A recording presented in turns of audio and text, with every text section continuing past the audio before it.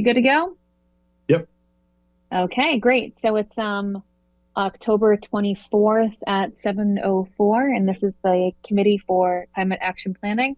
I just going to read some background information, then we'll open the meeting with a roll call vote. So this meeting will be conducted remotely over Zoom. Attendance by committee members will be remote, and remote attendance shall count toward quorum. All votes made during this meeting will be made by roll call.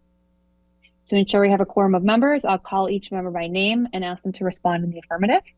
So I'll go with Albert. Present. John. Here. Sam. Here. Liam. Here. Carolyn. Here. And Sean. Here. And I'm Jen Stacy. All right, so the first item on our agenda is an update on the climate action planning process to date. I'm going to turn it right over to Sean, who will be guiding us through the majority of the meeting. Sure. Thanks, Jen. And I just ask if any of the other panelists happen to see Kathy hop on in the participant panel, to just let her in or promote her to a panelist if you can. I might not be noticing that if she pops up along the way. But I will start it off. The first half of the agenda is going to just be an update from me. She's in there, Sean. Oh, there we go. Perfect. I will promote her now.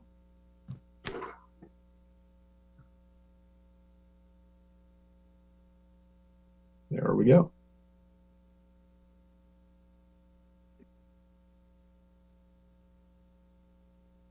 Hello. Sorry. No problem. For the record, I'm just going to say your name and you're going to say yes to confirm you are here. So, Kathy? Here. Okay, great. So the attendance show, Kathy is here. Take it away, Sean. 7:06. Okay, great. So the first part of the agenda, I'm just going to give a brief overview of what our partner KLA and our team has done in the months since they've been selected as they successfully were awarded the contract through the RFP process. I know that we haven't met since back in August, but there have been some steps that we've taken from contract award to actually getting them onboarded.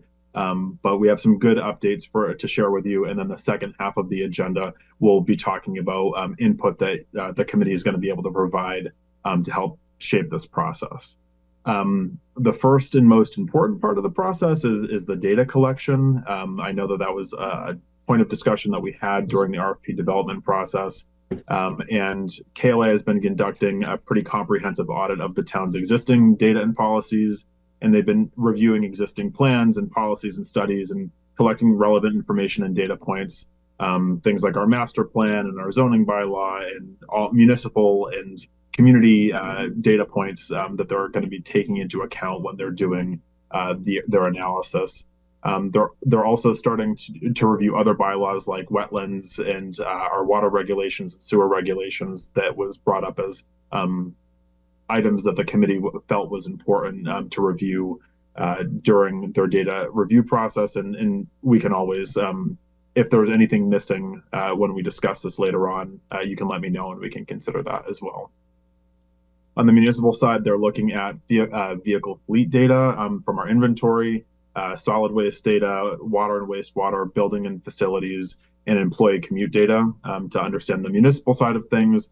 And then on the community side of things, they're looking at stationary energy like electricity, natural gas, fuel, propane, stuff like that, as well as on-road transportation, commercial solid waste, commercial water supply, and land use, things like tree canopies that exist in town. And then the bylaw, as I mentioned, the bylaws that they're reviewing so far, we're having them look at the zoning bylaw, our subdivision rules and regulations, water regulations, and wetlands bylaws and regulations. And so if there's, like I said, if there's anything that hasn't been touched on there that you'd like to see, we can do that in the next part of the agenda. When it comes to the branding process, we have identified members of the branding subcommittee that is made up of town staff and members of this committee that is going to start the branding process, hopefully in the next week or two. That's going to entail a 2 to 3 meeting process where they'll discuss brand identity, messaging, logo, stuff like that. And KLA and the town will also have a communications and engagement kickoff meeting to start digging into the town's priorities for engaging the community in coordination with our MVP, our Municipal Vulnerability Preparedness 2.0 grant process that we're simultaneously going through under the leadership of our conservation agent, Jen Carlino, and then the development of a communications and engagement strategy to help get that out to the community. The branding subcommittee consists of Jen Stacy, Liam, who's on our committee here as a builder tradesperson, Kyla as an at-large resident, and Shay Matta, who is an administrative assistant in our community programs office. She happens to have a really good eye for branding and design, and so we thought that she would be a great addition to that. And then I'll also be on that branding subcommittee. Next, focus area and guiding principles. KLA and the town have been discussing focus areas and guiding principles, and we're aiming to finalize those based on the feedback that we get tonight from the committee. The focus areas represent key areas of opportunity for the town to reduce greenhouse gas emissions and improve resilience to climate impacts. And then in the final plan, the goals, strategies, and actions will be organized into these 5 focus areas that we'll get into in just a little bit. Guiding principles, they are have been developed in the biweekly meetings. Jen, Kathy, myself, and members of the KLA team have been working on the guiding principles, which are the core values that we want to carry with us throughout this whole process over the next year. We'll use those as a lens to evaluate the goals, strategies, and actions to ensure that we're all aligning the community's values and priorities, and there'll be a chance for you to weigh in on those in a little bit. The advisory team or advisory group, this will be a pretty intensive process, but I think it'll be a really good and fruitful one, and will really help shape the outcome of this planning process. KLA and us are working on identifying members of an advisory group and getting the first meeting scheduled either in December or early January. We're leaning towards December as the first one. We'll have to pick a date tonight, or at least come closer to a consensus on a date. And KLA will host a total of 3 advisory group meetings, the first of which will be in person so we can get to know each other and people can put names to faces. And then the next 2 will either be virtual or in person, depending on what we would like as a committee, if we'd like to meet and come back in person again, or just do it over Zoom for ease. But the first one is important to have in person. These meetings will be used for KLA to share updates to the group and to gather feedback from the advisory group members on the development of goals, strategies, actions, and then metrics for tracking progress. The members that will be part of this advisory group will just lend their expertise and experience to ensure the final plan that we come about that is going to be put forward to the select board is representative of Easton's priorities. The advisory group will also serve as champions of the plan by promoting it and supporting it throughout the process and implementation. And this is everyone that's on CCAP is automatically an advisory group member, but we'll also need a broader group to help support that, because we are only one committee. We're only 13 folks that we can't do it all by ourselves. So we're going to be looking at in a little bit other folks that can be joining us on that process, and we'll be looking to you for advice on who else is missing from that we can fill in the gaps on. And with that, I will go to the second part of the agenda, which is the more interactive part. And we'll start with the focus areas. I'm going to pull up on my screen the focus area worksheet that we have, and I'll look for some reactions.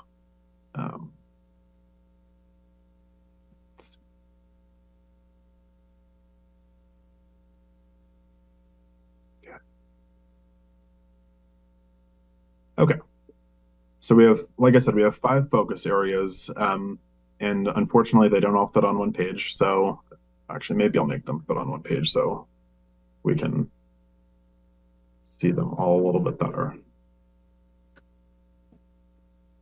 Oh, that was a little wonky. Okay. Can everyone see that, or is it too small? Yeah, that's pretty small. Okay. We'll just go one by one. So there's 5 focus areas: buildings and energy, natural resources, resilient and healthy communities, community, zero waste, and transportation and land use. And the background on this process is we started with a much, actually no, that's the guiding principles. That's a different one I'm thinking of. We started with these because these are what other communities have used, and we adapted the language for some of these because you could either go with the traditional, just basic, this is what they are, or you can work on a more aspirational tinge to it. And we opted for a blended approach to that. And that was with input from myself, Kathy, and Jen Stacy, just giving our feedback. We felt that we wanted to be aspirational to a degree, but also we thought that it would resonate more with the community if we were direct with how we worded these 5 focus areas. And so things like zero waste, we think that zero waste, for example, rather than just calling it solid waste, we thought that zero waste would resonate with folks and they would understand and know how that would fit into the overall plan. Things like that. And so I'm wondering if anyone has any initial thoughts on these 5 areas, and if you feel that they encapsulate the 5 buckets that we'd want to focus on as part of the plan.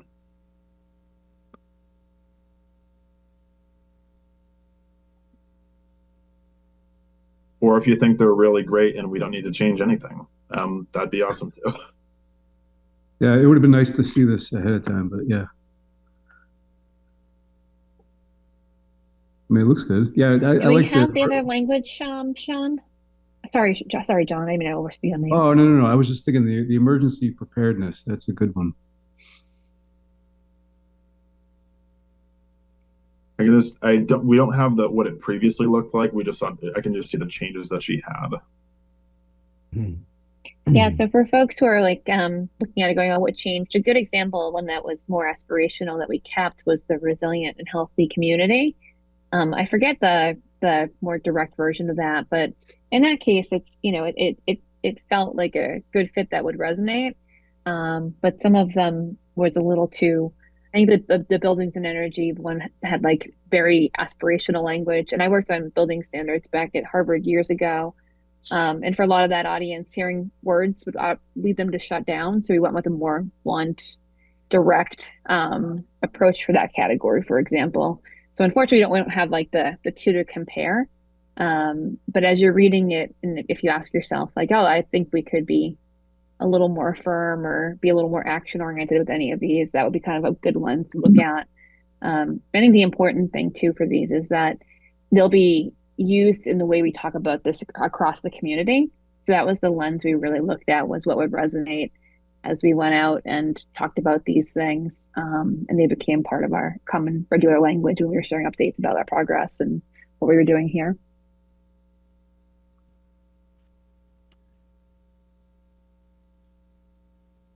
We can also share these with the committee as well, and give some time to digest it a little bit more.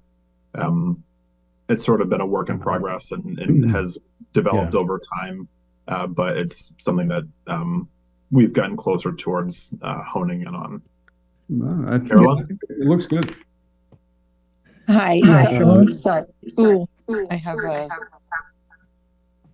an echo going because I logged in on my computer, so I'm not there. I'm on the other side. So if you could let me in at some point. Anyway, I think the zero waste is really in line with what the work that we've been doing in the Environmental Stewardship Committee. So it would be really great. Thank you to be able to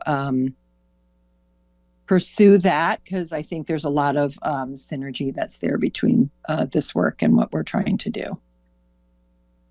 Great. Yeah, I was wondering if there's anywhere we could fit in something like localizing supply chain, like we have so many local farms and things like that, really advertising that fact and trying to bolster that part of our community. Is it localizing supply chain? Yeah, I don't know really which category it would fit into, but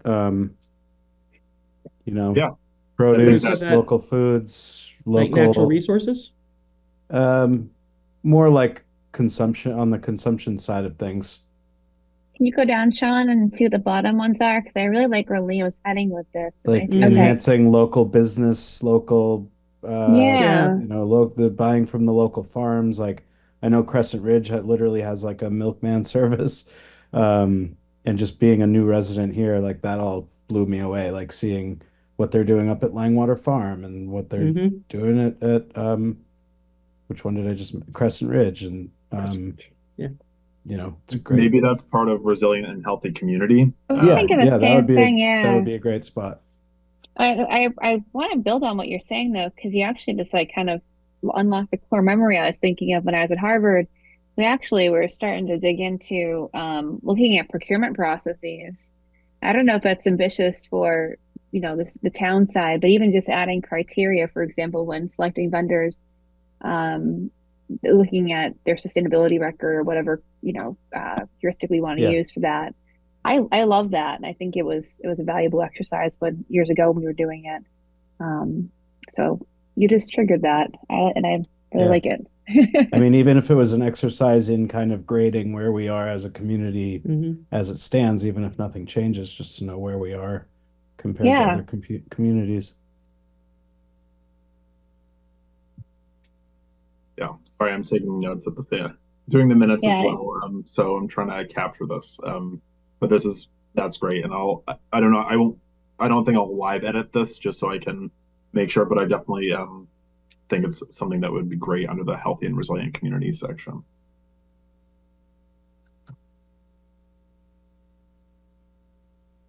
Could you scroll up, Sean, so we could see the top again, please? Thanks. Yep. So the only one that's not showing right now is transportation and land use. So if that catches anyone's eye. Yeah, does the town own farmland? Like, yes. Yeah, there's a couple. Wheaton Farm, Tufts Farm is owned by the Conservation Commission. And they actively use it for? Yes, they do. For town purposes? For agricultural purposes. There's the Tufts Farm is owned or is operated by a person who handles sheep under solar arrays as the as their food source, and Wheaton Farm has crops that's grown by the manager of Langwater. Oh, so they rent out the land? Yes. Yeah. So it goes to good use, and we also have about 3,000 acres of timber, of trees. So that's a good resource as well that the commission owns.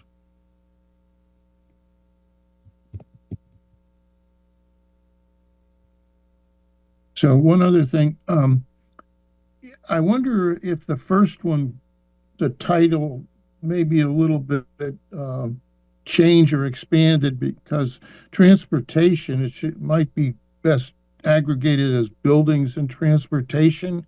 The energy that it requires to operate those. And then you have some other areas you could put down below. I just look at the titles themselves and see if they wouldn't be better organized in a different way, because that way the biggest demand is buildings, and transportation would be the largest share of the potential pollution.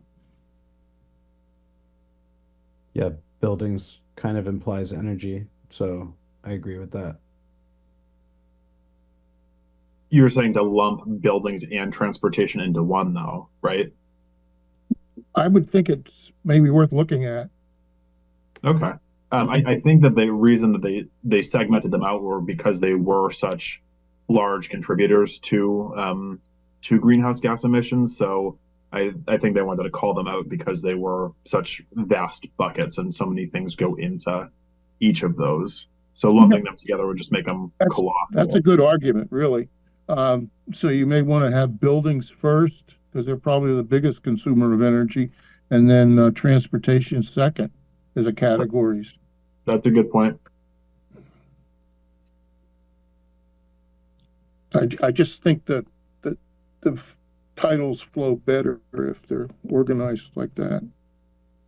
Yeah, just so they're, as people are going down the list, they're noticing them, not necessarily like they're in the order of things that the magnitude of each one. So not that any one is so much larger than the other, but you see the biggest ones first. So those are maybe top.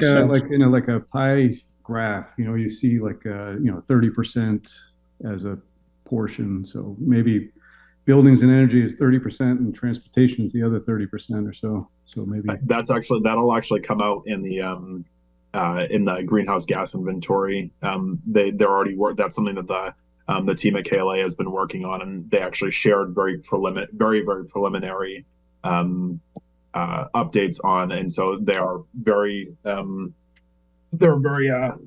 close to getting more substantive pie graphs and charts and other visuals that will help show where each of these 5 fit into the or where the biggest sectors fit into the overall. Yeah, I think on Albert's point with the maybe move transportation up since it is such a large percentage, maybe.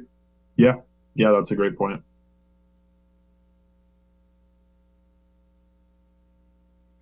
Where would zoning or looking at that, the impact there, be placed, or is it sort of inherent? I think it touches on a couple of these areas. Can you scroll down, Sean? Is it in the land use one?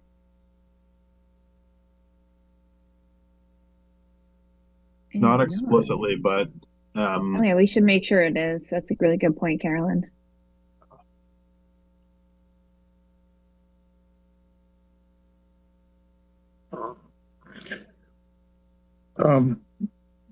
The title Zero Waste, is that kind of overambitious? I mean, I think if you put it in like that, it quote unquote, it may be hopeless to go actually to zero emissions or zero waste from the whole town.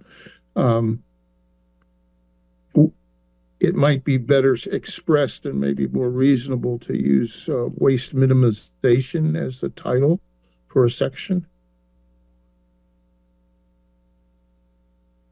Just a thought.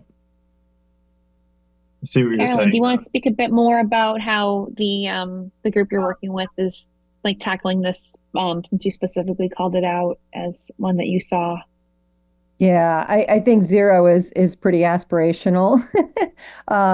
So if the wording would help with the reality that, just sometimes our systems don't work. For example, we can't recycle everything we want to recycle, but there's recycle, reuse, repurpose.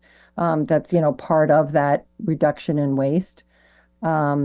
So those are the efforts that we're doing, and trying to, we can be very stovepiped on things. So I'm hoping that by addressing this through this action plan, we'll see more synergy with them. So I concur with the comment of the zero waste might seem unreasonable, but everything in there is what we're working on. I see a lot of communities. Oh, sorry, go ahead. Oh no, go ahead, Sean. I was just going to say that there are a lot of communities that are starting to a lot of the Boston area communities are starting to work towards either developing or have already adopted a zero waste plan. I know that Cambridge and Somerville and Lexington and all the, not that we are the same as them, but I know that a lot of communities are using this term zero waste in an aspirational sense. But that's the exact point of this committee being here, is to say what is Easton's reaction going to be to that, and is it going, if it is too aspirational and maybe scares people off, then yeah, we should consider changing it, because we don't want people to think that it's so pie in the sky that we're never going to reach it. So what are some ideas for potentially changing that name? I think waste minimization is too much of a mouthful that people might not catch on as much, but I like the idea. About reduced waste. Yeah, I mean, it's in the first bullet point there. Yeah. Yeah, I was just doing a thesaurus look, and Or responsible. they're all pretty big. Sorry? Responsible. It's another.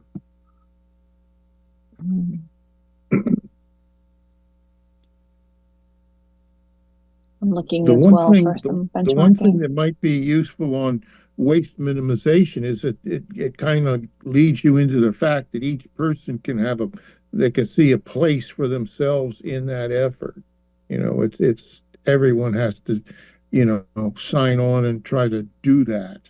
I think that's the a good zero title. Waste the minimization. What you said at the beginning. I think it's got some. I think it's got some pluses. What Yeah. about minimize waste instead of waste? Minimize waste. Absolutely. Yeah. Or we Yeah. could go with something like toward zero waste. That's actually, I was looking at Harvard's green sustainability example. They say accelerating a zero waste future, which is too wordy and academic, but what about something like toward zero waste? Given the action. I also am fine with minimization if folks like that. I like towards because it sounds like it's action. It's just an action that's going to have to continue on. Yeah, I guess as opposed to like zero waste, like definitive, like towards means that we have to work on it to get there. Yes.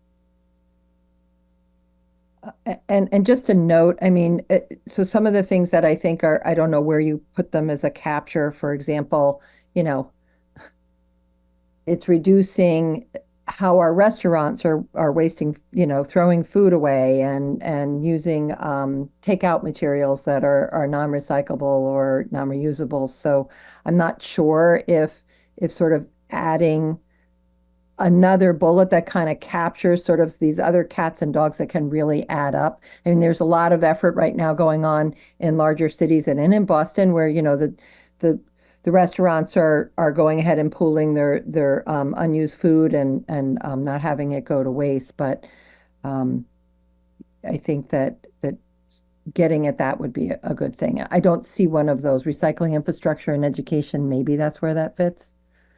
Yeah, I think that would, but I mean, it doesn't hurt to add working with businesses to educate. Yeah. Yeah. Thank you.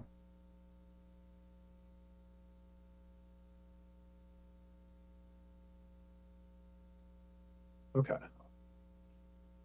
This is very helpful. Once we start talking about it, I think it is, we're getting more.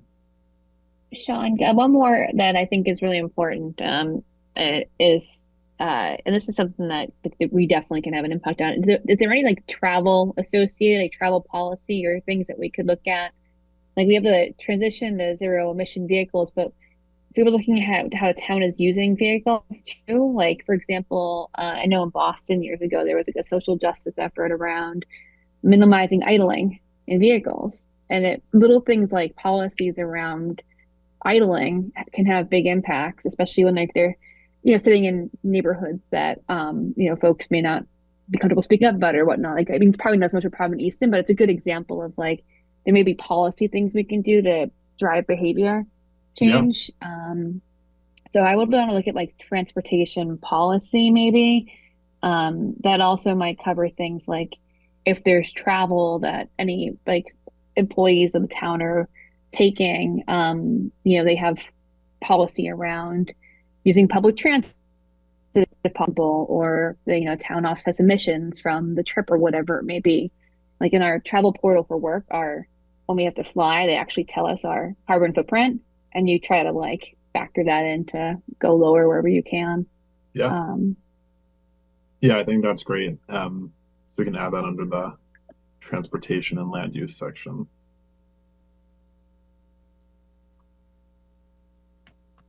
A no-cost reduction may be in just getting the lights timed in the town so that the average speed from one light to another, when you get to the second light, it's you can continue going. I did that in Tokyo, and I could go basically across Tokyo without stopping. Yeah. So it works out for everybody, and it cuts down on the idle time. You just got to develop a algorithm to predict it according to the speed limit. But I think it's worth looking at. Okay. Great. Agreed. That's very cool. Yeah, maybe, yeah, maybe on that note, maybe like,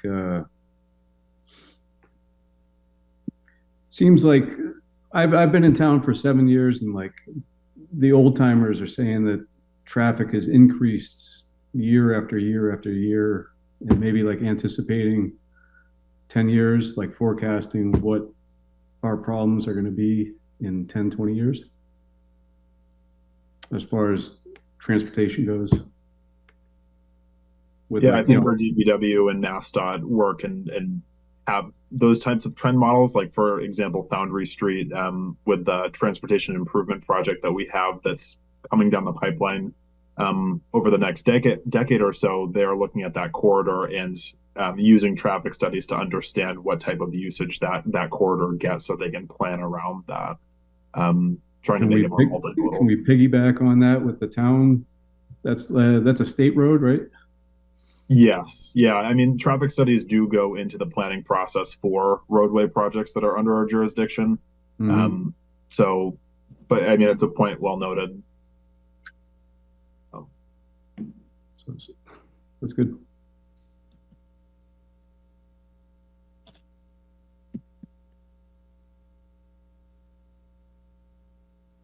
Anything else on the 5 focus areas? This doesn't have to be all encompassing, but if it generally covers and is putting us in the right direction under like what's included in the vision statement, it doesn't have to have every single bullet of everything that will be covered, but just having these as general buckets, where what we would be considering as part of this plan, something would fall into one of these 5. I'll also, like I said, I'll also send this out, so other thoughts that come out of this can be sent in, and any sort of last thoughts after you've been able to marinate on this for a little bit, you can send along, and we can finalize this next week. Okay. Next on the agenda, I think we had. Did we have to look at the Oh yes, yeah, yeah, the guiding principles. So yeah, this was really difficult. they are very difficult. So along the same lines of trying to pare down thoughts, we went through the process of looking at the guiding principles that will guide this process and will be something that will be considered in everything that we do and consider as part of the plan. We started with a much larger list, which you can see here on the right-hand side, and trying to find. The tricky part is that we were only looking for 4 to 5. We were asked to find 4 to 5 that would be used as lenses for us to look at, and we came. And when I say we, I mean KLA, Jen, Kathy, and myself came up with these. And excuse me, the difficult part is that there are so many everything that is on this list. I don't think anyone would disagree that these are important things to look at. But when you're paring it down, it's too hard to break that out when you have a list of 10 to say, okay, we're looking through all of these lenses too, as part of the plan. So we tried to consolidate and reform some of them so they fit into our what we thought would be good things that, for us to look at through the lens of. So we came up with community building, transparency, economic responsibility, and cultural and natural preservation. What type of items were you thinking under transparency, please? Transparency in just how we come to decision making, and making sure that folks know how we arrived at the plan, and what type of data we were using to come to these assumptions. Okay. I think when we were talking about them, the lens we were looking at, the things that, so I feel like our group has a foundation for understanding certain pieces that like may feel like they're missing from here. Then we were trying to like focus on, what do you often hear when you're talking to the community about how they think a process may have gone, or if their voice were heard or whatnot. So I was trying to strike a balance in here with these ones. So they may not be the right ones, but that was kind of the angle. And Sean, like, Can you add a little more flavor to it? Like these are made for us to guide us in the process, or whether we'll be also using these when we communicate with the community? I Or think both? it's both. Let me pull up. So let me just pull my notes. So they're the core values that we want to carry with us throughout the process, and we'll use as a lens to evaluate the goals, strategies, and actions to ensure that we're aligning with the community's values and priorities.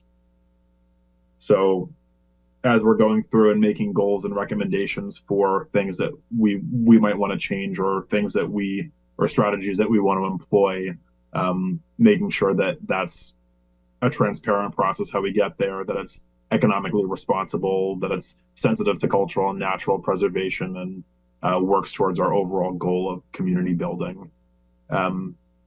We for example, community building was something different before. It was community character was one of the other ones, and we also had historic preservation, and we mentioned green space, and so we kind of reformatted them so community building encompasses things like community character and keeping our historic spaces or historic corridors and assets part of our community, because that does build a strong community, and that's part of our identity.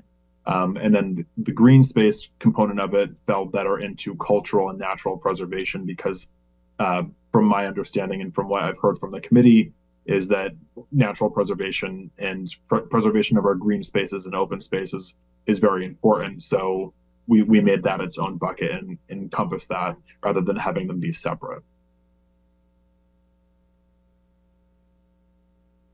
And then I guess while I'm on talking about the background of these, economic responsibility, one part of this climate action planning process that has been heard loud and clear, and that we want to make sure we're sensitive to, is the economic responsibility. We want to make sure that these goals that the goals and strategies that we're trying to set and employ are ones that are sensitive to the idea that it costs money and has real impacts on different sectors of the community, which is why we include members from such a broad group just in CCAP, never mind the advisory group as well. But we want to make sure that they are really feasible for our specific community, and that they actually work for where we're at.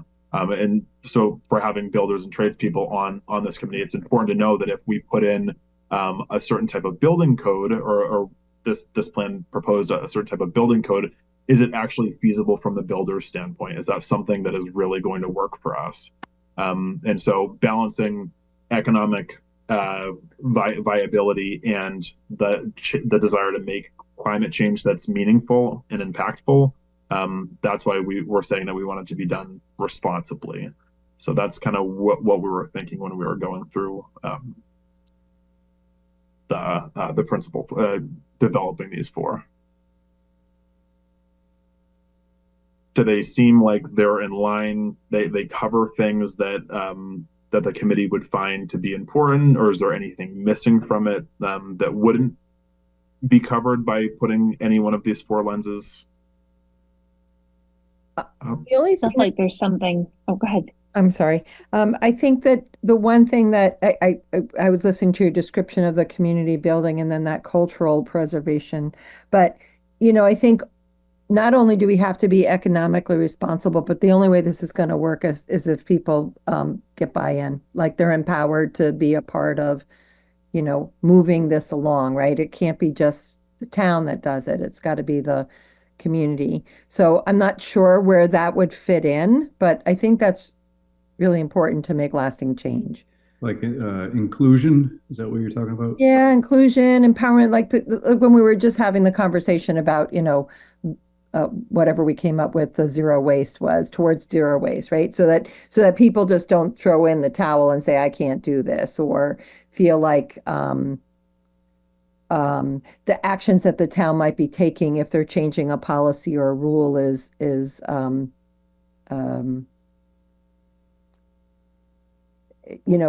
not something, it's something that they would be against. So I didn't know if that was also part of the community building. I was going to say, as you were saying, change community building to community engagements. Sorry, Sean. My delay is like Yeah, I awful. agree with that. Yeah. That's good. Yeah, I think, you know, the And- cultural thing, I think, takes care of that building part. Yeah. And also you throw community outreach in there. Is that what you said? Outreach? I say community Or engagement, but you could have engagement. community Yeah, outreach that and engagement together. yeah, like that includes a whole nother realm of things like reaching out to the schools and, you know, getting in with the younger community and things like that. What about community building and engagement? Because then that would encompass the components that we had talked about with like Yeah. historic preservation, but also engage both of those throw. Like it. Yeah, I think that works.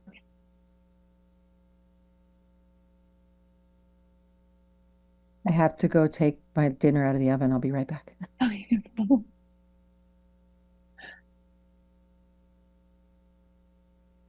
Yeah, I'm on board. Okay.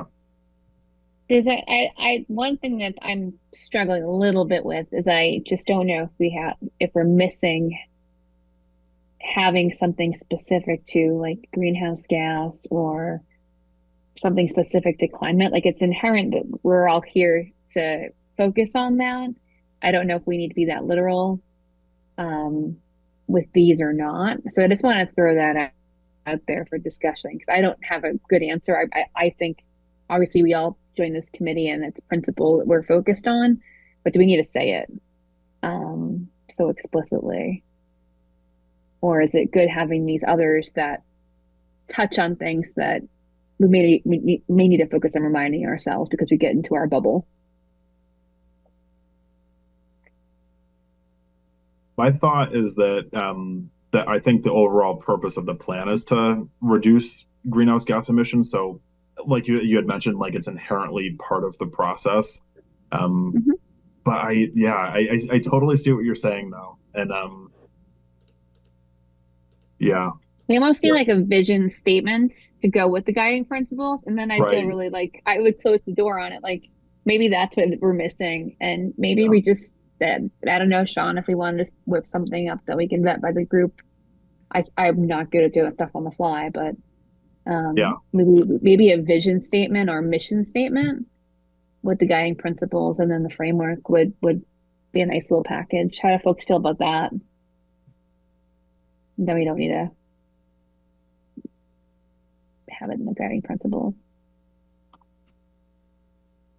I think that makes sense. One of the questions that your question brought up is like how we think about it and if we want to address it here, like greenhouse gas reductions and like impact mitigation, right? Like addressing the root cause of climate change versus mitigating the impacts of climate change, and like there may be some tension between how we approach it and if we wanted to be thoughtful about how we think about that balance and as we set this out.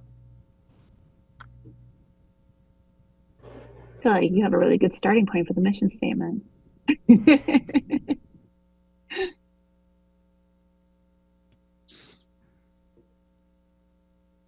John, if we drafted something up, can we share it through email and beat it up that way?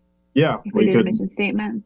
Yeah, we could have it sent out and then have like maybe have comments sent back. That'd be great. Yeah. There'll be a couple of different things that we'll need any outstanding feedback by.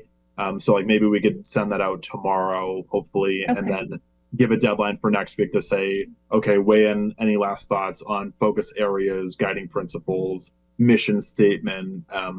We're going to be asking about contacts for the advisory group, things like that. And we could just ask for everyone to do a little bit of homework between now and next Wednesday or Thursday. And so that sounds great. Perfect. Yeah, I know we have the committee charge and there's probably language in there we can pull from, but I think it'd be powerful to have like just a nice, you think of like a mission statement for an organization or whatnot, something that we can all be like, this is why we're here, instead of thinking back to a multi-page charge document. So cool. What about like resilience? Like, because we're just like a drop in the bucket of, you know, whatever the climate's going to do, it's going to do. We can only do so little. So like dealing with it, and kind of. I don't know, just being a resilient community, having to, between like natural disasters and, rising water tables or, whatever's going to happen, just being resilient to whatever's going to take place. Are you thinking about that in the context of the mission statement or like guiding principles? No, just like, I don't know, maybe just throwing it out there. Yeah, no, it's really important. I think with it being covered, I mean, as one of the buckets on healthy and resilient communities, it shows that resiliency is a big part of, given that it is one of the 5 buckets that we're covering. So maybe it's good being covered there. Oh, I see it. Yeah, it made your the big list there. Yeah. Yeah, that was one of the first ones.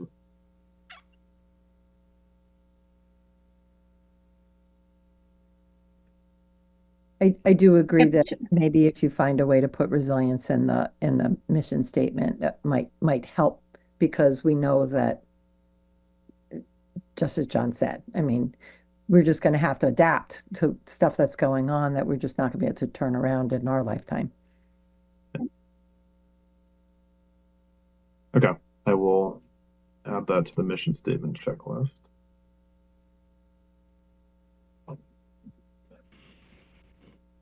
Okay. So again, this won't be your last chance to say anything. So I will send this out hopefully tomorrow, and then you can react to it further. Let me just look and see where we are on the agenda. Advisory group. Okay. So the advisory group is approximately anywhere between 30 and 35 folks. So we take up 13 of those seats. I believe there's 13 of us. Yes, there are. And I mean, not all 13. I've found that we haven't all been able to be together in the same room at the same time, but we're going to save a seat for all 13 of us, as well as town staff and members of the community. And so this list right here is 30 people. And just mainly because CCAP takes up 13 in this one line. But is there I really am interested more so on the community side of things, but also feel free to weigh in on the municipal side, on the town staff side of things. But do you think that the organizations represented here is there anyone missing? Should anyone be taken off? Should anyone be any other thoughts with that? And really, I think it might seem like it doesn't match up when you see House of Possibilities or Raising Multicultural Kids. Like you might say, oh well, their missions and their work is different than necessarily it's not specific to climate action planning, but really they do give such an important perspective from their different subgroups that they're representing. And so I ask that you look at it through that lens as how they are a community partner versus the specific work that they do. I can tell right now, like a group like the Lions Club isn't listed here, that they might be good to have someone as well. But any initial thoughts on the list here? Lions Club jumped out. I mean, I was going to say that. And the question I had is, if you reach out to these groups, do they have the option to decline? Like they may decline anyway. Yeah. But I think it is a nice thing to offer the opportunity, even if they decide to just follow the process for updates or whatnot. Which if we don't have them participate, maybe when we reach out to them, you say, if you don't participate, you'd still have to stay in touch about sharing updates or whatever the thing is. Because I'm just thinking back to when we went through, the community effort around last couple big projects and how powerful it was talking to different groups and such. So for sure. Yeah, I guess I didn't consider the idea that someone might reject us, but that's a really good point, because someone might say, I don't feel like we can contribute. But thankfully the team at KLA is going to put together an email and explain exactly what the advisory group will, being a part of it will entail, and how their contributions will be beneficial to the group. So I hope that they do see the value in it. But it is. So for context, the first meeting, which we're going to hopefully set a date for, or get close to setting a date for in December, is going to be anywhere between 2 and 2.5 hours. And what it will entail is, I've actually gone through this process before, because I worked with this consultant in a different community, and they have different tables in different sectors, and based on people's experience, they have like land use, transportation, buildings. Everyone's different contributing area. They'll break us out, and there'll be a mix of people from different cross sections, and they'll just ask different prompts and questions that will help us be able to give more feedback that will ultimately go into the planning process. So it's very interactive, and it does go by relatively quickly once you break out into groups and get going. But with 35 people, there's a lot of feedback that can be included. So I'm not sure. One other member that you might want to think about, Sean, is Langwater. Okay. The farms, and because he's got a direct interest in this, if the climate is adversely affected, his livelihood is directly impacted. So, and he's a well-reasoned person. So, I think many others are impacted as well. But yes, that is an important. I'll make a note of that. Is there an ag committee in Easton?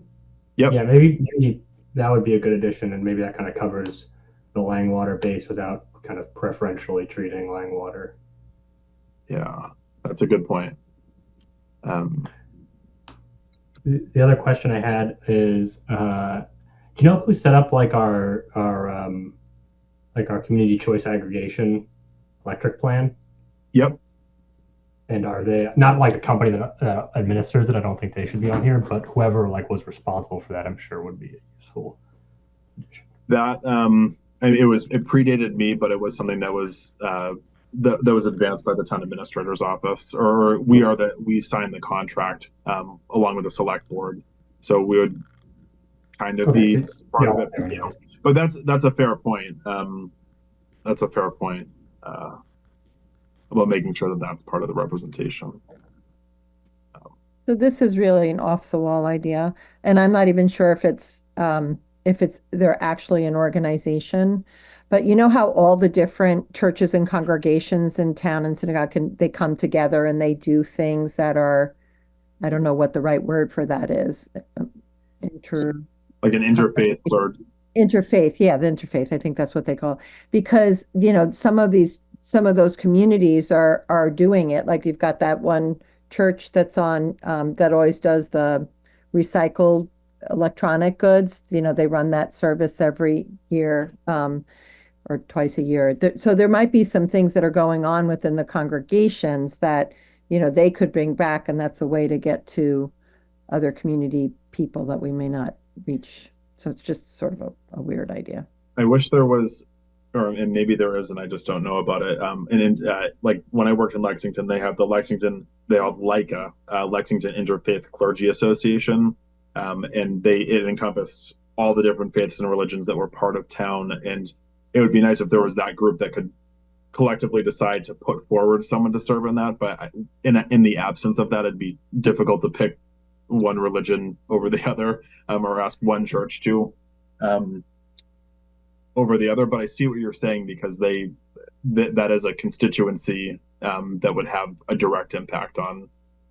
Yeah, I know they used to be organized. I think unfortunately, they usually only come together for crises. Right. I do know they're engaging in some capacity with the Easton 300, so that's where they had come up again. Yep. I mean, I don't know. I can ask at my church if they're actually kind of more formalized. But yes, I completely agree, Sean. This isn't about a specific congregation. It's about a collective. The idea. Yeah, if you happen to talk with them and ask if there's someone that's if that group does exist, let me know. Okay.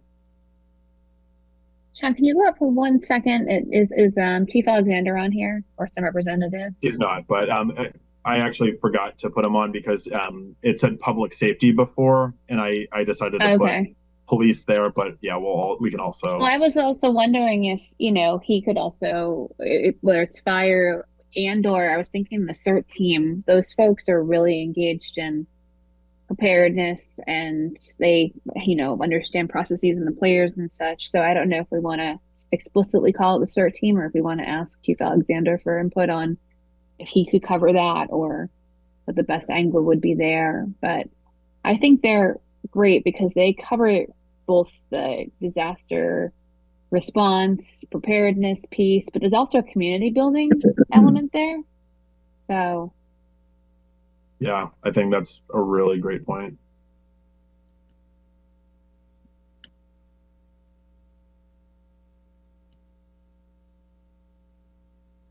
Let's see. Sam made a great point about Ag Commission. And some of that I'll talk to our conservation agent, Jen Carlino, because she staffs the Ag Commission. So if we end up having above and beyond, that might be one where she would be able to cover it for the Ag Commission. But I think that's a great point to see if we have the space. And I think right now we do have the space to add more people. We did add a student rep. That was one of the recommendations KLA had made. I think that's great. I'm not sure if anyone comes to mind, and we don't have to say names now, but if anyone comes to mind or has a connection to any of these groups,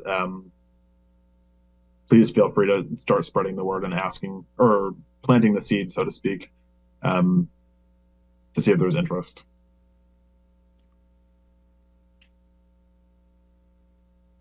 Okay.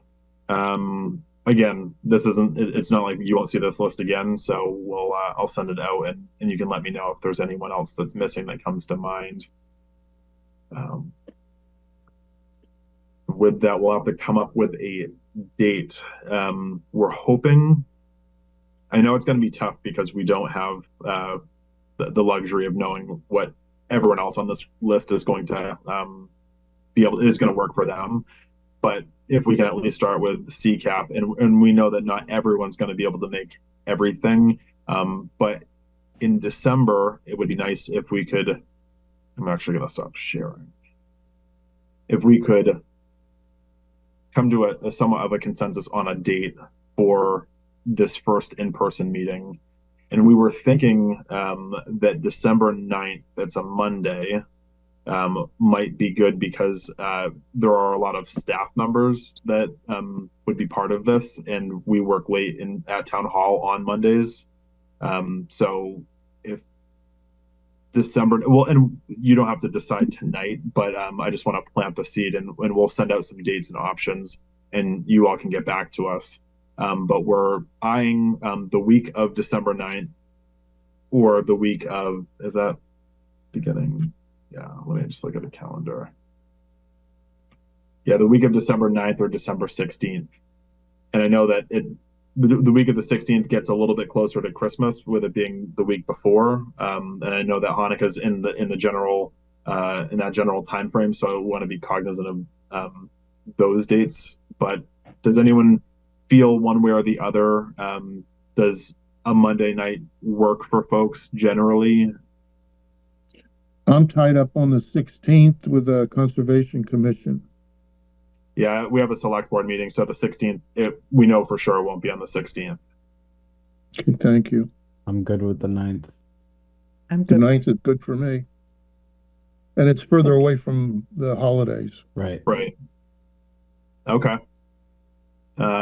John, Sam? Yeah, 9th is good. Okay. Wow, that's awesome.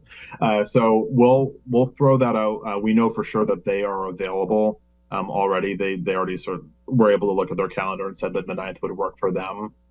So I will share that out to the group just so you have it as a reminder, but tentatively put the 9th on your calendar for that first in-person event. We'll have to find a location. We aim to start earlier, Sean, since we started this one a little late. I know it's kind of like trade-off between start early and people are rushing from work and whatnot versus start too late and it's getting late. Right. So we do like a 6:30. I don't know if folks have a strong Totally preference. agree. Yeah, I think 6 would be ideal. Would be ideal just given that it's 2 to 2.5 hours. Does anyone hear 2.5 hours and say, "Oh my God"? Like, I mean, I know that I initially would, but does that seem doable? Given, okay, because I want to make sure that there's enough time for everyone to be able to provide their input and their feedback and not feel like they're rushed and can't think about what KLA is asking us to think about. Okay, so Can we get information? If you know any documents that are associated with that, can we have them early so we can take a look at them before the meeting? That'd be very helpful. Yeah, well, I'll talk to KLA and see if there was anything that the advisory group, and they've done this many times before, so I'm sure there's a process to it. And if there is anything that they're going to be asking for people to react to that they have ahead of time, we'll make sure that it gets out to everyone. Thank you. You're welcome.